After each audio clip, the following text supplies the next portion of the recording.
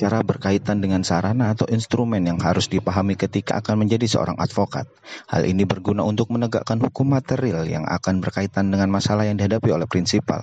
Tanpa menguasai hal itu, seorang advokat atau kuasa hukum tidak mungkin bisa memperjuangkan hak konstitusional dan keadilan bagi prinsipal yang dibantunya.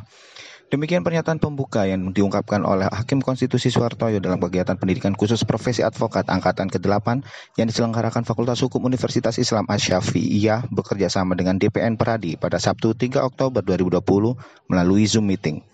Selanjutnya Suhartoyo mengulas lebih jauh mengenai perbedaan pengujian material dan formil, di mana bahwa pengujian material adalah pengujian yang berkaitan dengan materi muatan norma yang berhubungan dengan substansi dari sebuah undang-undang, sedangkan pengujian formil berkaitan dengan proses pembentukan undang-undangnya.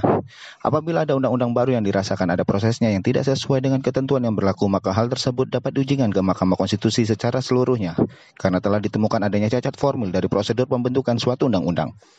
Dalam hal ini, jelas Suhartoyo, ada batas waktunya paling lama 45 hari setelah undang-undang itu diundangkan. Apabila lebih dari itu, maka uji formil tersebut telah melewati batas waktu dan tidak memenuhi syarat, serta bisa dinyatakan tidak dapat diterima. Adapun pihak-pihak yang dapat mengajukan permohonan, yakni perorangan warga negara, kesatuan masyarakat hukum adat, kesatuan hukum publik atau privat, dan lembaga negara. Dalam hal ini, para pihak yang dalam berperkara dapat saja dibantu oleh para calon advokat, karena bentuk permohonan pengujian perkara dapat dengan mudah dipelajari pada laman mkri.id. Suhartoyo juga menerangkan syarat untuk mengajukan permohonan adalah prinsipal harus mendalilkan mempunyai hak konstitusional yang diberikan oleh konstitusi, serta hak dan kewenangan itu dirukan oleh undang-undang yang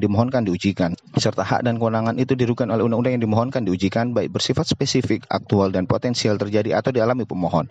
Selain itu, ada sebab akibat dari keberlakuan undang-undang tersebut dan adanya kemungkinan jika dikabulkan maka kerugian konstitusional tidak akan terjadi lagi. Panji Erawan, Agung Sumarna, MKTV News melaporkan.